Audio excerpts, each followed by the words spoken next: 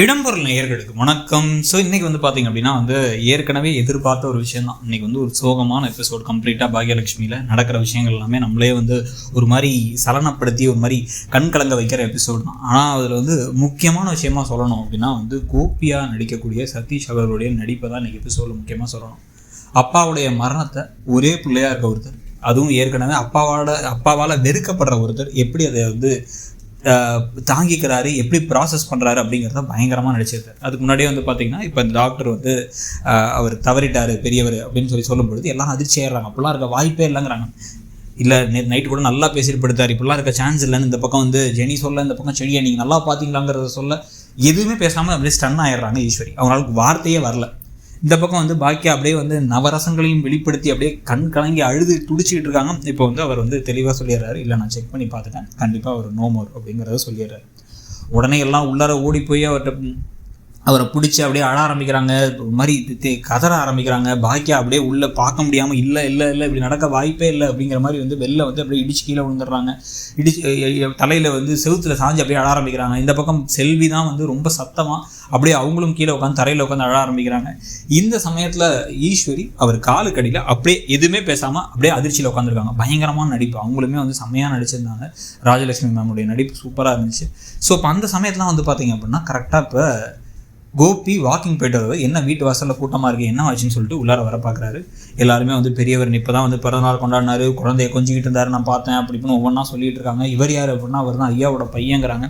நேராக உள்ளே வராரு. செல்வி அழறதை பார்த்தோன்னா சார்னு அழறாங்க. என்ன ஆச்சுங்கிற மாதிரி இருக்கும் போதே இப்போ இனியா ஓடி அழ ஆரம்பிக்கிறாங்க. தாத்தானா தாத்தாக்கு என்னாச்சு அப்படின்னா, தாத்தா செத்துட்டாரு, நம்ம கூட இல்லை, அவர் நம்மளை விட்டு போயிட்டாருன்னா அவரால் தாங்கிக்க முடியல. அப்படிலாம் இருக்க வாய்ப்பே இல்லை. என்ன சொல்லிருக்க, யார் சொன்னால், எங்கள் அப்பா அதெல்லாம் தூங்கிட்டு இருப்பார், ஒன்றும் இல்லை அப்படின்னு நேராக உள்ளார வர்றாரு. இப்போவே பயங்கரமான ஒரு எக்ஸ்ப்ரெஷன்லாம் முகத்தில் சூப்பராக கொடுத்துட்டு இருந்தார். நமக்கே பார்க்கும்போது நமக்கே ஒரு மாதிரி ஆகிடுது.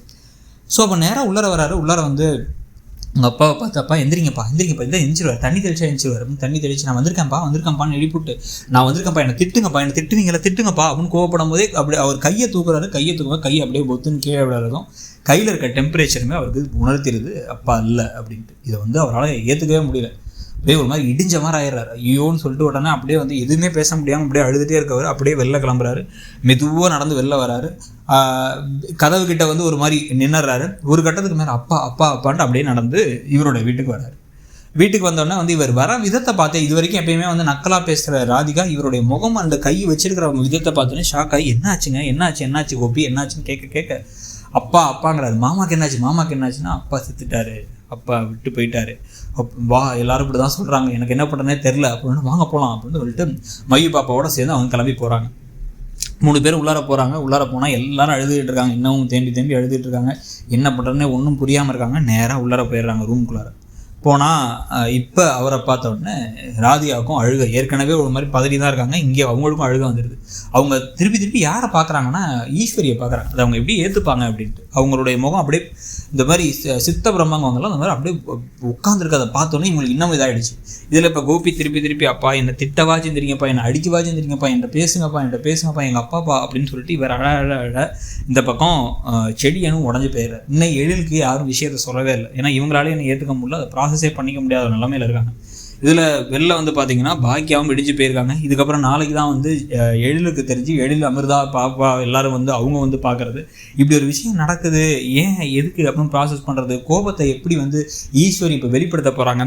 ஏன்னா இப்போ ரூம்குள்ளேயே இப்போ ராதிகாவும் கோபியும் அப்படியே உட்காந்துட்டாங்க. அங்கே உள்ளாரே வெளில இருக்காங்க பாக்கியா, காலுக்கடியில் இருக்காங்க ஈஸ்வரிங்கிறதோட இன்றைக்கி எபிசோட் முடியுது. ஸோ இன்றைக்கி எபிசோடை பற்றியும் ராமமூர்த்தி தாத்தாவுடைய மரணத்தை பற்றி நீங்கள் என்ன நினைக்கிறீங்கிறத சொல்லுங்கள். தேங்க்யூ.